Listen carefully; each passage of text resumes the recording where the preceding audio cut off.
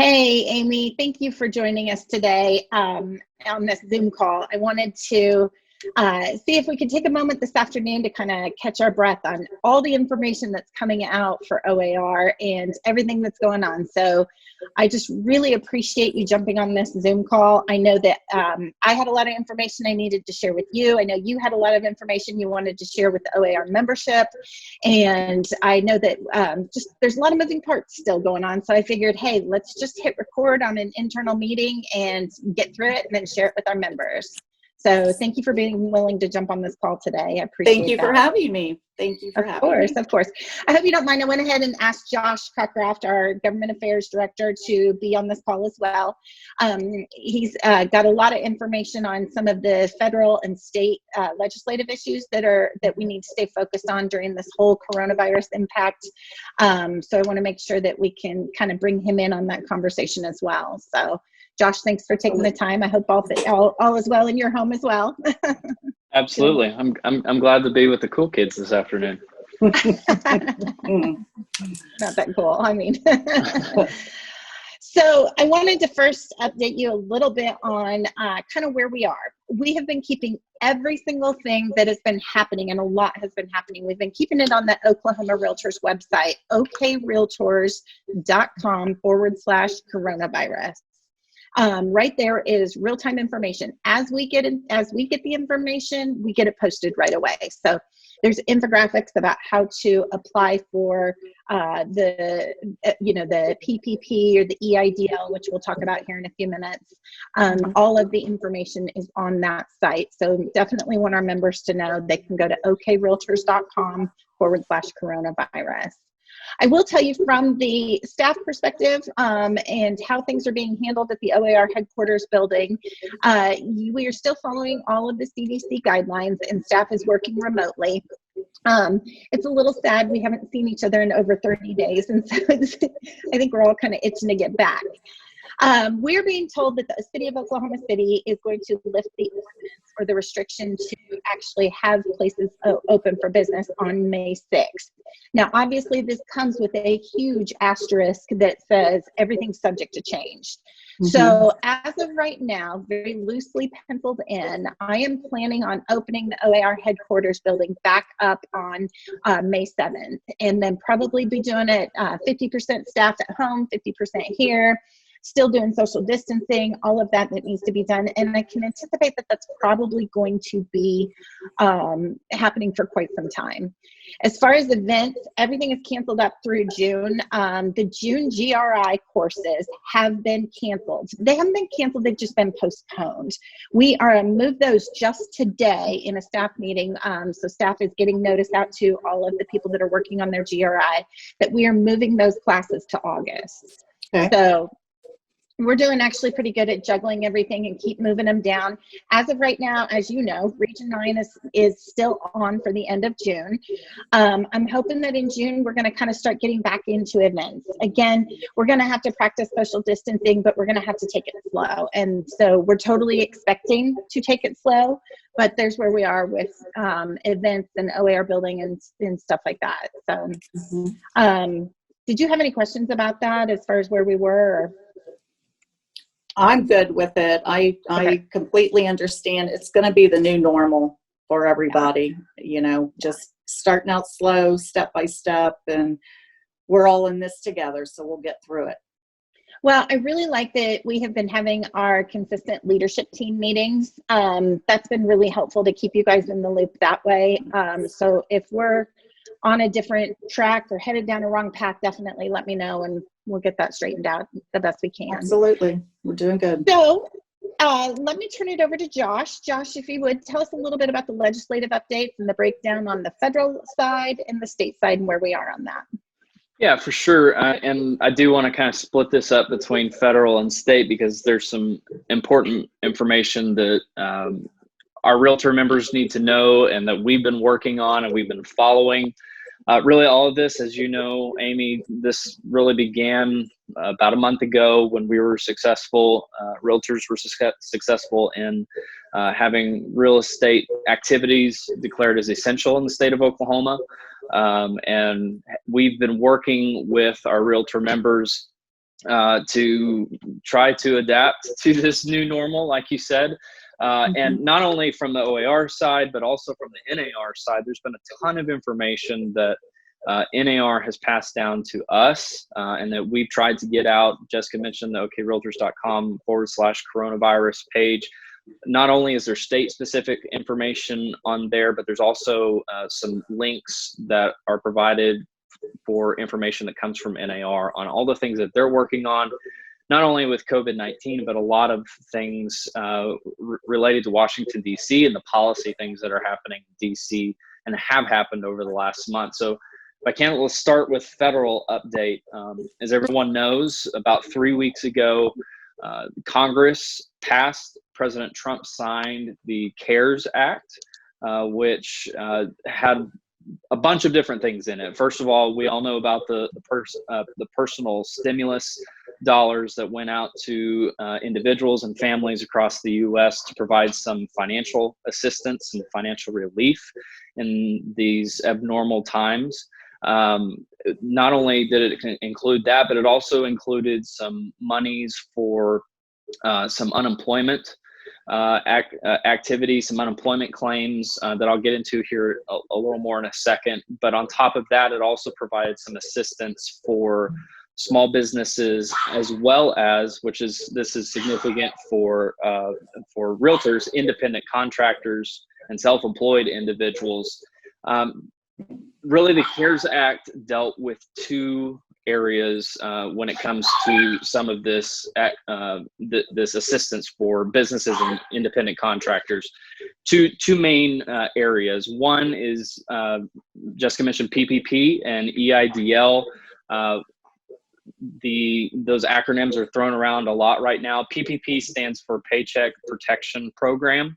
And EIDL is Economic Injury Disaster Loans. And both of those are administered through the Small Business Assistant Loans from the United States Treasury, providing some assistance for critical areas for businesses and being able to pay for backlogged pay that was not able to be paid during this time, even going into some areas like some building and maintenance funds that may have been affected, some of the mortgage payments that may have been affected for areas like this. And it's a significant step that came from this CARES Act because it included a lot of provisions for independent contractors. And that's something that has not traditionally been there through some of these small business assistant loans. A lot of information can be found on NAR.com. Again, those links are on our coronavirus webpage, so people can be able to are able to go to that page and kind of find out some more information, a lot of in-depth details, if you will, on how those loans are given out, what the responsibility of the individual or the business owner. Something that's significant is that the money that was appropriated, and that's $349 billion nationwide for the Paycheck Protection Program and about $10 billion for the Economic Injury Disaster Loan Program. Both of those actually ran out of money last week, just because that's the amount of money that was appropriated, the amount of claims that people are filing with their lenders. It ran out last week. And so Congress actually, it was breaking news about an hour ago that they have reached an agreement for an additional package to put some money back into both of these programs. Still working out a few of the details, but there's going to be a significant chunk of change put into both of these areas that will provide some assistance for small businesses and including independent contractors. One of the biggest things that that we're stressing from the state association side is have a good relationship with your lender. Be talking with your lenders, your community banks. They're the ones that, even though this is all brand new territory for all of us, this is something none of us have had to deal with before. They're the ones that are going to be the experts and be able to walk you through the process of what you need to do. If you were someone that applied for PPP or EIDL on this last round, but you didn't get your money, you are still in the pipeline and you get to basically save your spot in line. So this additional money that is coming from this latest package will be available, and we'll pick up where it left off in that line. So again, much more information on our webpage about both of those.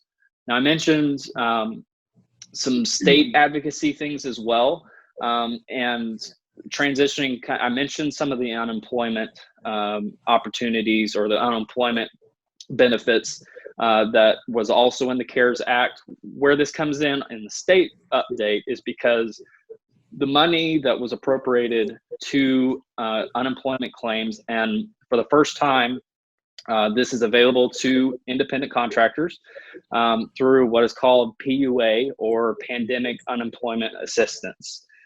This PUA is available to independent contractors and self-employed individuals, as well as small businesses, and some of the larger businesses. There's a few criteria, but it's important for our realtor members because realtor members are independent contractors. That program is actually administered by the states.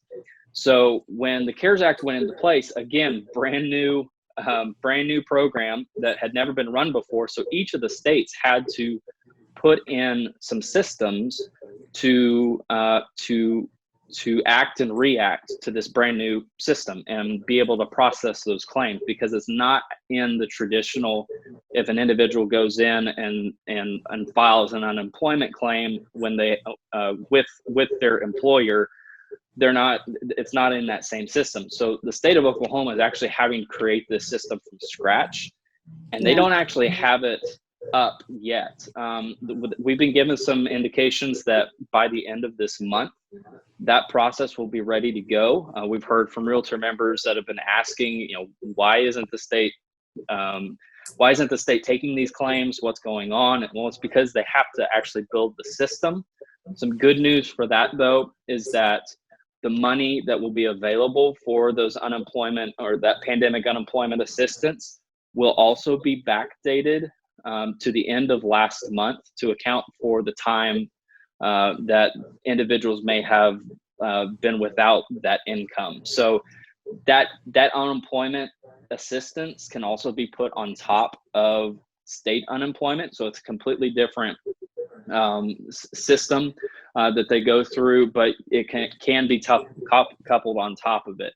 Now, one big note, and I'm sure this will be reiterated elsewhere in the call, but one big note when we talk about pandemic unemployment assistance for realtors is, because realtors are independent contractors, it is absolutely critical that if they do go in when the system is up and they file a PUA claim under the unemployment system with the Oklahoma Employment Security Commission, that they mark themselves as self-employed, and when they're asked to indicate who their employer is. If they mark as self-employed, that claim will be able to go forward. If you are an independent contractor and you mark self-employed and you don't mark self-employed, that claim is just going to be denied, and it's going to kind of gum up the system.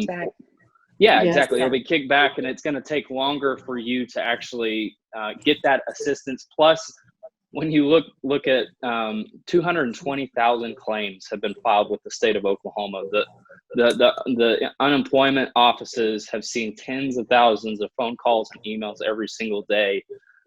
So make sure that you fill out that information correctly. And again, that information will be updated as soon as we have it, and be able to direct our members there. Right. List your name. I just want to reiterate there too that filing for this independent contractor, the unemployment, if you don't have a company for yourself set up, an LLC or an S Corp, whatever it may be, and you just strictly are paid your commission by your name, that is the name you put in, even when it does ask for an employer. Always use your name or the name of your own company. Do not use your brokerage name, because they do not employ you. OAR does not employ you. Don't use OAR's name. No, and honestly, some of this is happening, and be careful because there's also scams out there going on as well. So they had mentioned, due to all of this and the large number, there are people taking advantage of this in the wrong way. And so just beware and be very careful. Absolutely. Amy, I don't know if you saw or not, there was an article in the Tulsa World yesterday or today that talked about the unemployment scams being on the rise. I will tell you that OAR is getting hit, and we are getting hit with scams that are saying that they were employed by OAR. They're not members. They're not, never have been members. And we've been hit with scams. So we've turned that over to the fraud department at the Unemployment Security Office. And we have been really staying on top of that. So I highly recommend that if you are a broker, double check those names on those things and make sure that if you are an agent, again, just saying it one more time, if you're an agent, once this PUA website opens up, and you'll know it when it does because we're going to email all of our members. Once it opens up, that's where you will go to file for unemployment assistance, and you will have to check the box that you are self-employed.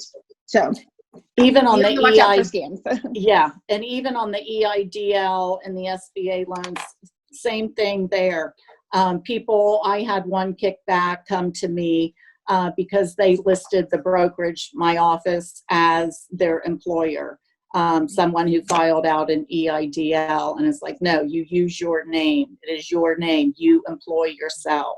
So very important. Hopefully lenders are giving that message out now too to them. Yeah, and I was going to say that was the point that I was trying to make earlier is just talk with your lender. If you are wanting to even explore the possibility of applying for the PPP or EIDL, talk to your lender, because they are going to be the ones that will be able to help you and guide you and direct you in how you need to fill all of this out. And that they truly are. We have a lot of incredible community banks in the state of Oklahoma, and they truly are looking out for you and have done an incredible job of making sure that the information is getting out there, that people are following the right steps. Another piece of important information is some of these programs are specific to what you can use these monies for. They have to be used for rent or mortgage payment, or they have to be used in the PPP, payroll, to cover your payroll. So just make sure you understand, and you don't want to frivolously spend or overspend that money that you receive. Use it for what it's there for. Right. We have a great infographic that was supplied by the National Association of Realtors on that coronavirus webpage. And so if individuals go check that out, it explains exactly what that money can be used for, the whole process that needs to be followed. So that's great information on there. Beyond that, at the state level, the state legislature has been hit just as hard as all of us and have had to adapt. Just as all of us have. They actually have not done, as far as being in session, this is traditionally the time until late May that they're working hard. They have not been at the Capitol, save 2 days, about 2 weeks ago, when they were constitutionally required to come in for a special session to concur with Governor Stitt's declaration of a catastrophic health emergency. But that does not mean that they stopped working. They've adapted just like all of us have. They are holding virtual meetings. Those are open to the public. The budget process is continuing. There are continuing to be budget negotiations between Governor Stitt and the House and Senate. The word is actually that they're very close to finalizing some budget numbers for this year. Obviously, 2 days ago with the news that, or yesterday with the news that, with the way the oil markets dipped yesterday in historic numbers, we're looking at a significant deficit probably going into next year. The number that was thrown out was $1.3 billion that the governor, Stitt, and the legislature is going to have to work on and adapt to. So there are some difficult choices going ahead. But really, the legislature has taken the CDC requirements very seriously. They haven't met other than those virtual meetings. And their priority has been the only constitutional thing that they're obligated to do every year is to pass a state budget. They're concentrating on that.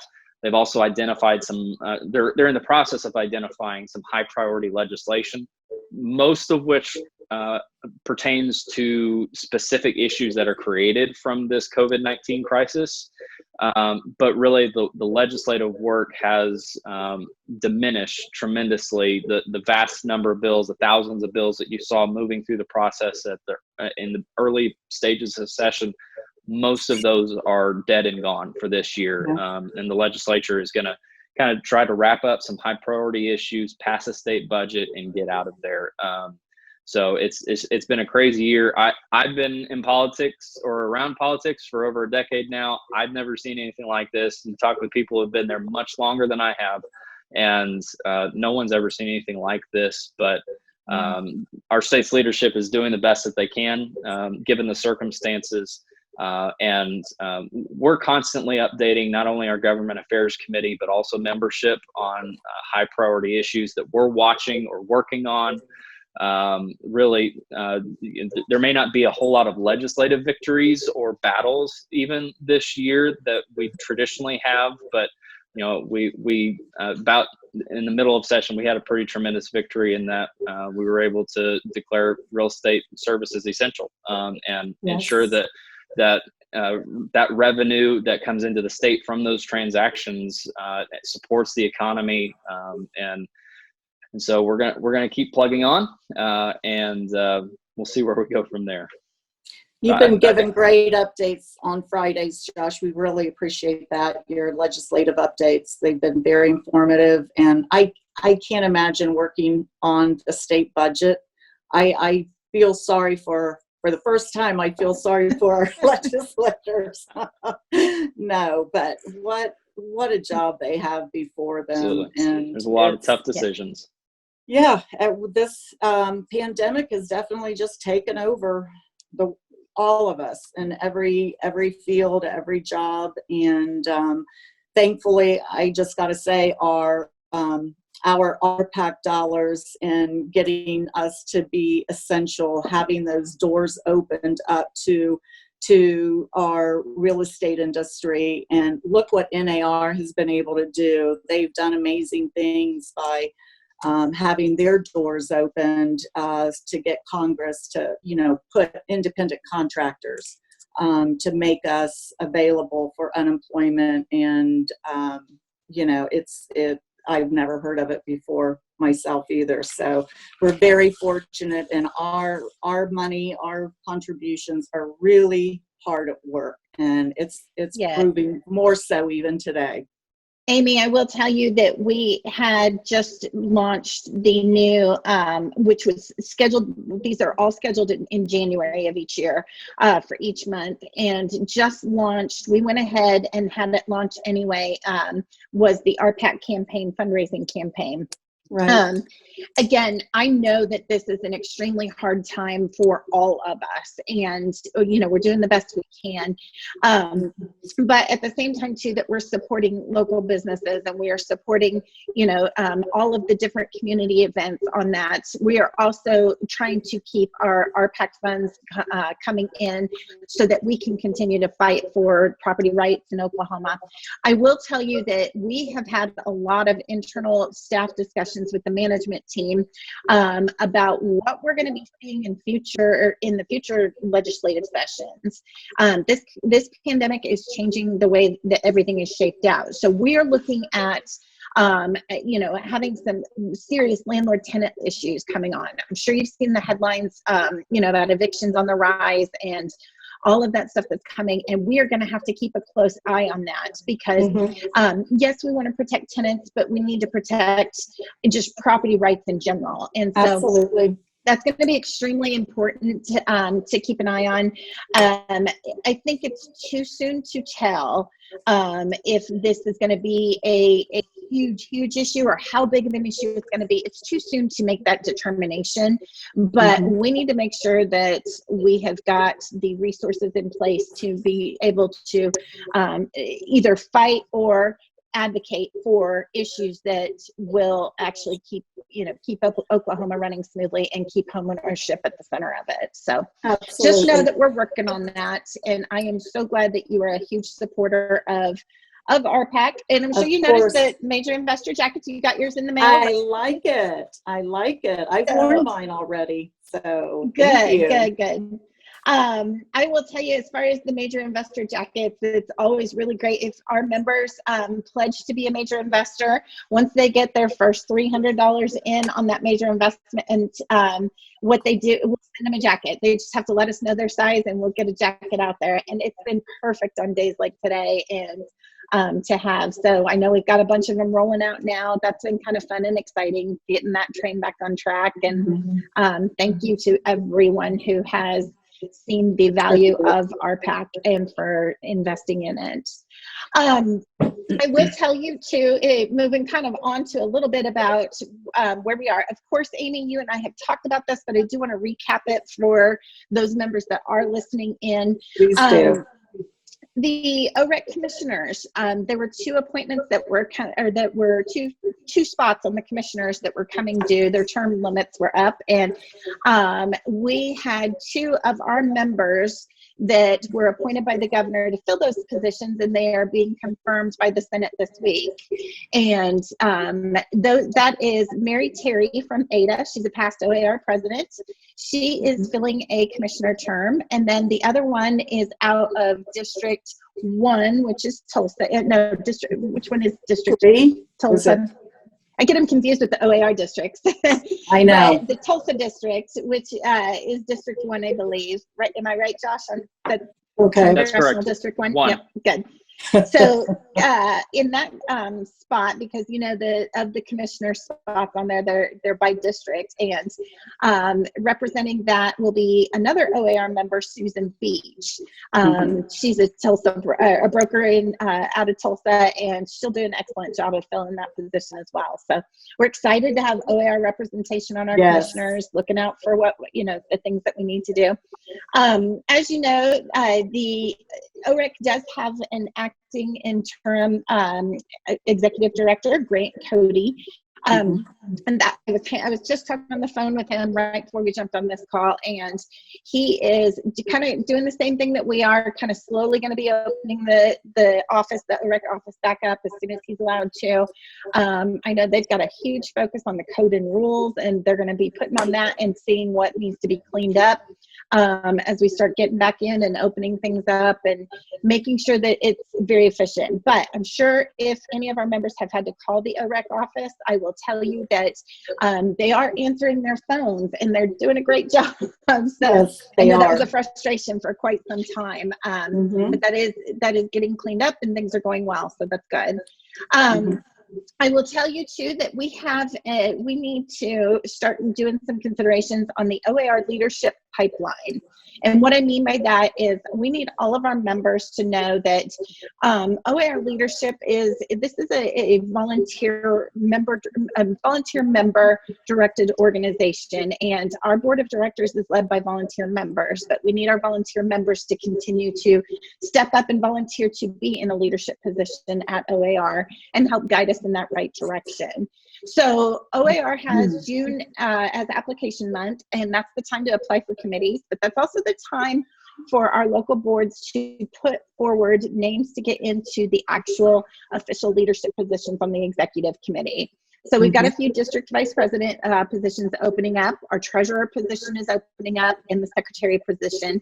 We are going to be sending out information here very soon on all of that, but be thinking that over as far as who's going to best be put into that leadership pipeline to be the future of leadership in our organization. So keep that in mind as well. A few other things that I know we have talked about, but still want to just kind of recap for a quick second, and that is the upcoming National Association of Realtors legislative meetings, formerly called mid-year, which we all still call it mid-year. But the mid-year meetings in DC have been moved to virtual. And so they are going to be sending out some information this week about how to register, and I use air quotes around that, register for that meeting. It's free to register, and you will have to register because NAR is putting together a virtual platform that you will be able to attend committee meetings. Many of the committee meetings are invite only, but there is going to be a virtual hallway that you can listen into a lot of things that are going on. The week of mid-year meetings, they're pulling that schedule together, and we will be sending that out to our members as soon as we have it. So as of right now, all systems are go for that being a successful conference virtually, and I'm kind of excited about it. And even though I like to be there with all of our realtor friends, I'm a little excited about doing this virtually this year. So it's going to be steep, but they are doing a great job of pulling that together. NAR is. Yeah.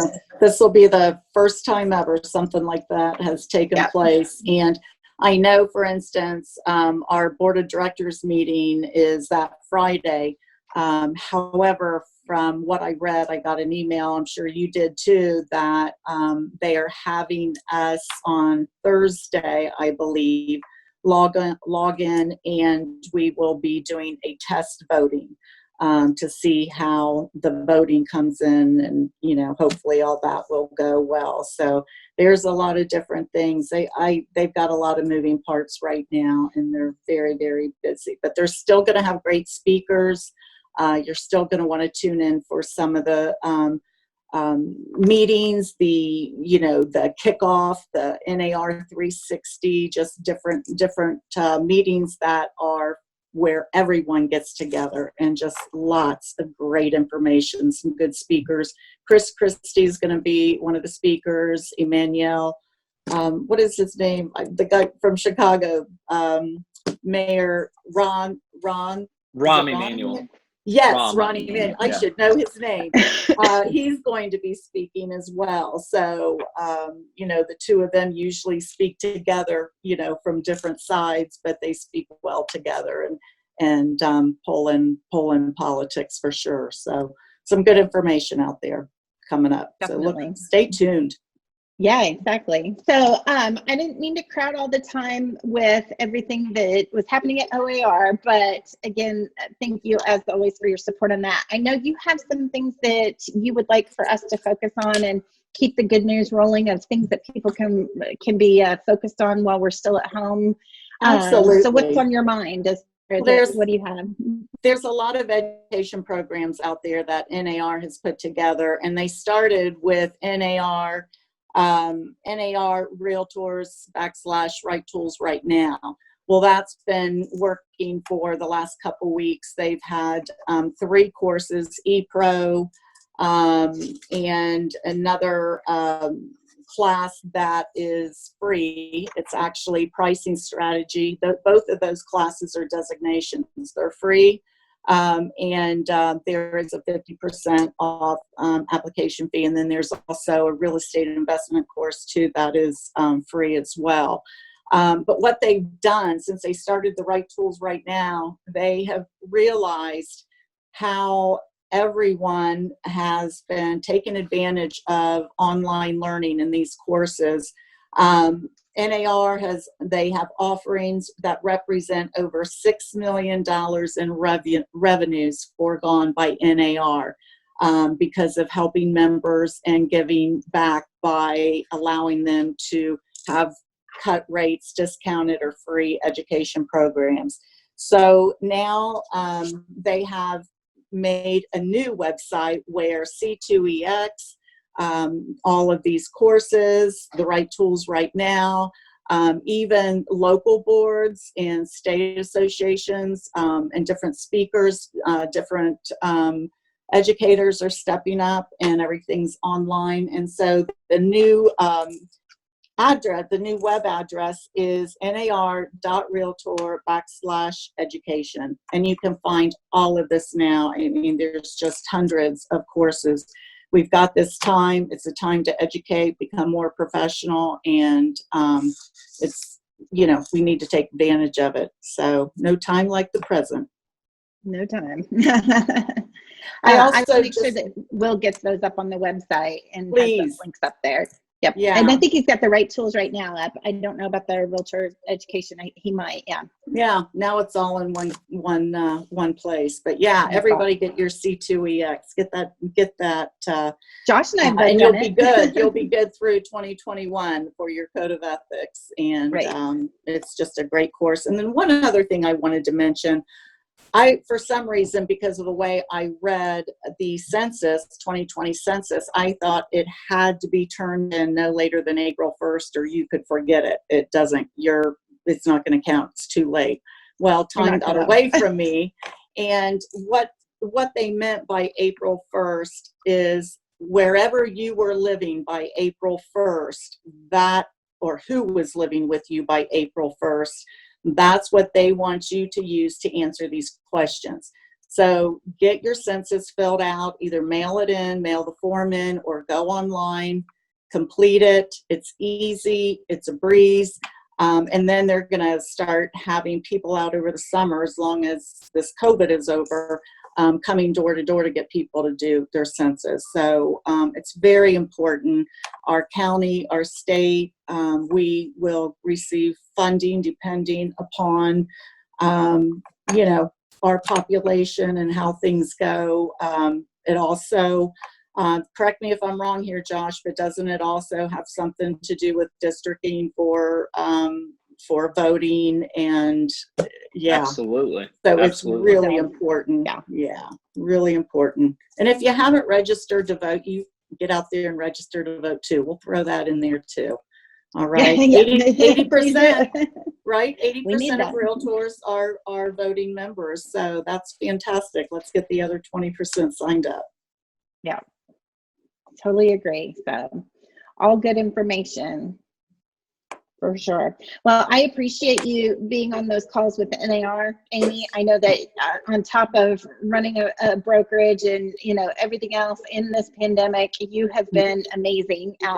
And I know that your foot's feeling better. Everything's going well with you. So that's good. Out of the boot.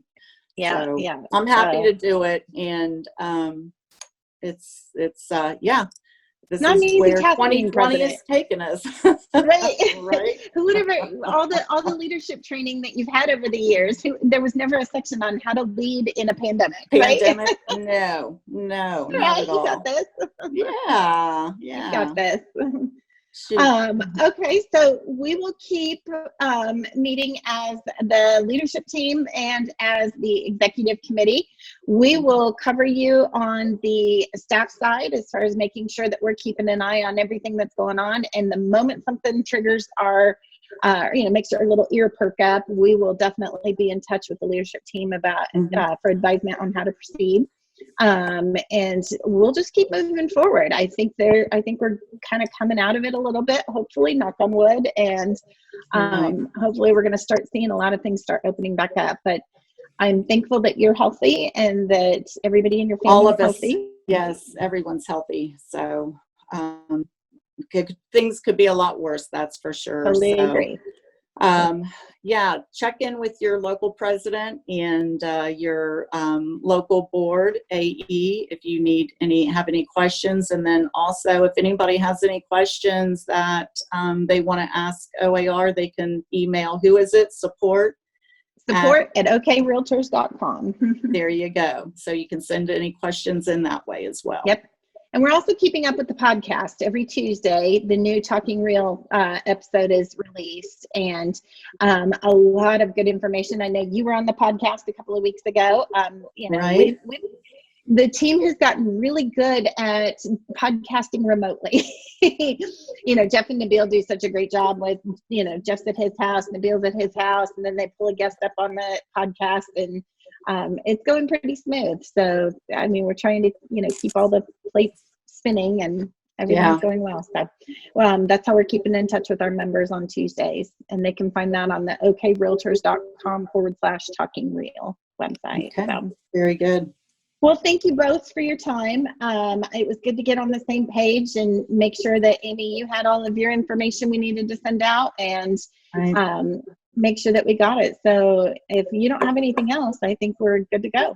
I'm good. Just everyone take care. Peace be with all of you, and stay safe and stay healthy. Absolutely. Thank you.